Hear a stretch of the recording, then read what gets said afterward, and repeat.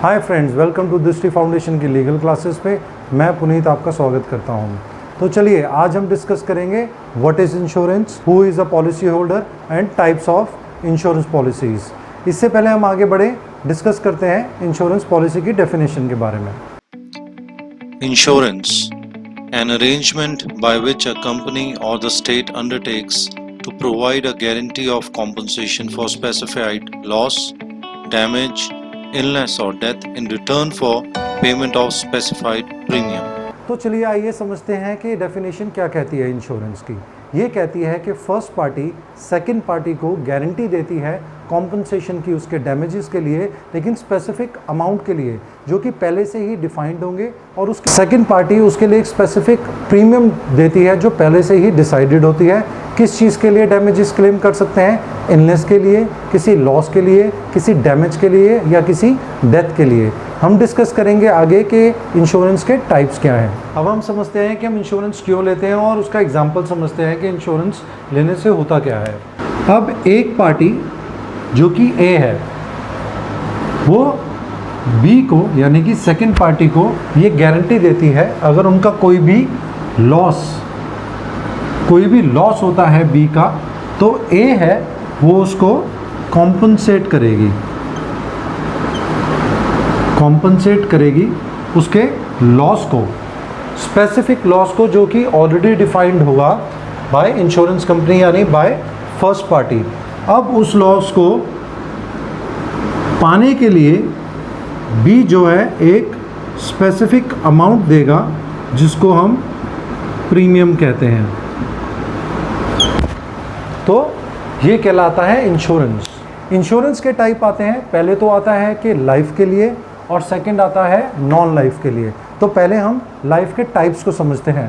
Term policy होती है, endowment policy होती है, whole life and ULIP. Non life में होती है जनरल पॉलिसी और मिसलेनियस पॉलिसी।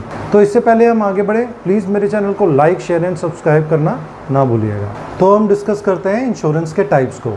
इंश्योरेंस डिवाइडेड है टू पार्ट्स में, एक लाइफ और एक नॉन लाइफ। लाइफ का मतलब है ह्यूमन लाइफ। ह्यूमन लाइफ का मतलब है कि हम अपनी बॉडी के लिए या ह्यूमन अपनी जान के लिए जो भी इंश्योरेंस पॉलिसी लेता है वो कहलाती है लाइफ के अंदर।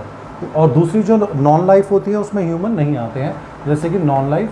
अब नॉन लाइफ भी दो पार्ट में डिवाइडेड है, एक जनरल और एक मिसलेनियस इंश्योरेंस में। अब हम समझते हैं सबसे पहले होल लाइफ पॉलिसी।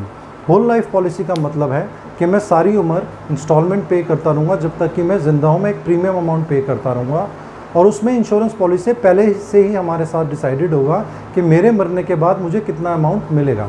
अब डेफिनेटली मैं मर चुका हूँ, तो ये अमाउंट किसको मिलेगा? ये अमाउंट मिलेगा नॉमिनी को।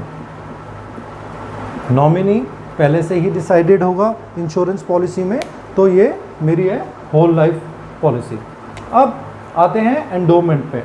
अब ये भी होल लाइफ पॉलिसी की तरह ही है, लेकिन इसके अंदर प्री डिफाइंड होगा कि मैं कितने साल तक अपनी इंस्टॉलमेंट या प्रीमियम भरता रहूँगा इंश्योरेंस कंपनी को। फॉर एन एग्जांपल, मैं 20 ईयर्स का हूँ और मैंने 40 ईयर्स की जो है वो पॉलिसी ले ली, जिसमें टर्म डिसाइड हो गया 40 ईयर्स। तो मैं 40 ईयर्स तक इसकी पेमेंट करता रहूँगा। इसमें फिर अगर मुझे कुछ हो जाता है तो मेरे जो नॉमिनी बनाया हुआ है ये अमाउंट जो है मेरे नॉमिनी को मिल जाएगा। लेकिन अगर मैं 40 ईयर तक भी सर्वाइव करता हूँ, मैं ज़िंदा रहता हूँ, तो ये अमाउंट मुझे या तो इंस्टॉलमेंट में मिलेगा या लमसम एक अमाउंट डिसाइडेड होगा जो मुझे इंश्योरेंस कंपनी एक ही बारी में दे देगी। अब आते हैं टर्म और यूलिप पे। ये पॉलिसीज़ हमारे एग्जामिनेशन पॉइंट ऑफ व्यू से इतनी इंपॉर्टेंट नहीं है, तो हम डिस्कस करते हैं अब जनरल पॉलिसी और मिसलेनियस पॉलिसी को। तो हम डिस्कस करते हैं नॉन लाइफ इंश्योरेंस के बारे में।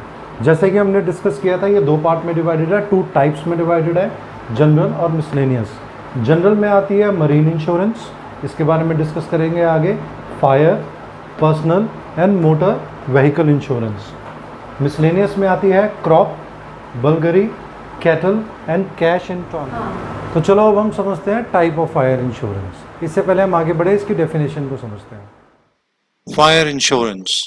Fire insurance is property insurance that covers damage and losses caused by fire. Insurance helps to cover the cost of replacement, repair or reconstruction of property above the limit set by the property insurance policy. जैसे कि आपने definition को समझा कि कोई भी नुकसान अगर फायर की वजह से होता है तो उसमें सारा का सारा जो अमाउंट है या डैमेज है वो इंश्योरेंस कंपनी पे करती है, जैसे कि स्पेसिफिक अमाउंट आपने ऑलरेडी डिस्कस कर रखा हो और अकॉर्डिंगली आपने उसका प्रीमियम पे किया हो। अब हम डिस्कस करते हैं फायर के टाइप्स कौन कौन से हैं। सबसे पहले हम डिस्कस करते हैं कॉम्प्रिहेंसिव फायर इंश्योरेंस के बारे में। कॉम्प्रिहेंसिव फायर इंश्योरेंस का मतलब क्या है? कॉम्प्रिहेंसिव फायर इंश्योरेंस का मतलब है, जैसे कि इसका नाम ऑलरेडी सजेस्ट कर रहा है, कॉम्प्रिहेंसिव मतलब कि एक नहीं एक से ज़्यादा चीज़ों को कवर जो करता है वो कॉम्प्रिहेंसिव फायर पॉलिसी है। इसका एग्जांपल ये है, जैसे कि आपने एक इंश्योरेंस पॉलिसी ली अपनी फैक्ट्री के लिए, उस फैक्ट्री में जो भी गुड्स पड़ा था उसके अलावा कोई भी चीज़ पड़ी हुई थी, अब वो चाहे फायर से डैमेज हो या किसी और चीज़ से डैमेज हो, रॉयड से डैमेज हो गई, उसकी वजह से जो भी डैमेजेस हुए सिर्फ उसको ही कवर नहीं करेगा, वो बाकी हर चीज़ को कवर करेगा। स्पेसिफिक अमाउंट पे होना चाहिए और स्पेसिफिक डैमेजेस चार्जेस पे होंगे। फायर की वजह से तो जो आपको बेनिफिट मिल ही रहा है, लेकिन जो बाकी के भी बेनिफिट्स हैं वो इसमें मिलेंगे। अब हम बात करते हैं फ्लोटिंग इंश्योरेंस के बारे में। ये क्या करती है? ये इंश्योरेंस सिर्फ जहाँ पे लोकेशन आपने, फॉर एन एग्जांपल, एक लोकेशन में आपने फायर इंश्योरेंस पॉलिसी ली और आपकी एक इंश्योरेंस पॉलिसी दिल्ली में है, एक कंपनी आपकी दिल्ली में है और दूसरा आपका गोडाउन जो है वो बॉम्बे में है, तो ये फ्लोटिंग पॉलिसी ना सिर्फ आपकी दिल्ली की जो फैक्ट्री है, दिल्ली का जो गोडाउन है उसको कवर करेगा किसी भी तरीके के डैमेज से ना, बल्कि जो बॉम्बे में आपका जो गोडाउन है अगर वहाँ पे भी कोई डैमेज हो जाता है या फिर इंडिया में कहीं पे भी आपकी कोई और गोडाउन है और आपने उस पॉलिसी में उसके बारे में मेंशन किया है, तो जो इंश्योरर है वो इंश्योर्ड को वो रकम, वो डैमेजेस पे करेगा। इंश्योरर कौन होता है, इंश्योर्ड कौन होता है, हमने लास्ट वीडियो में डिस्कस किया था। यहाँ पे जो इंश्योरेंस कंपनी है वो इंश्योरर है, जिसको बेनिफिट मिलते हैं, जो प्रीमियम पे कर रहा है वो इंश्योर्ड है, तो यानी कि जो भी डैमेजेस होंगे वो पे करेगी इंश्योरर और जो भी लॉस हुआ है उसको इंश्योरर पे करेगा इंश्योर्ड को। अब आते हैं हम एवरेज पॉलिसी पे। एवरेज पॉलिसी क्या कहती है? एवरेज पॉलिसी ये कहती है कि आपके गोडाउन में अगर 50 लाख का सामान है और आपने 50% की पॉलिसी कराई, यानी कि 25 लाख की इंश्योरेंस पॉलिसी कराई, फायर पॉलिसी, और आपका सामान चला 10 लाख का, तो होगा क्या? वो कैलकुलेट करेंगे कि आपने 50% की पॉलिसी ली है, जो भी डैमेजेस होंगे तो आपको रिफ़ंड मिलेगा या आपको इंश्योरेंस मिलेगी सिर्फ 5 लाख की। इंश्योरेंस का जो अमाउंट आपको रिफ़ंड होगा वो सिर्फ 5 लाख का होगा। क्यों? क्योंकि आपने 50% की एवरेज पॉलिसी ली थी। अब आते हैं हम नेक्स्ट एक्सेस पॉलिसी पे।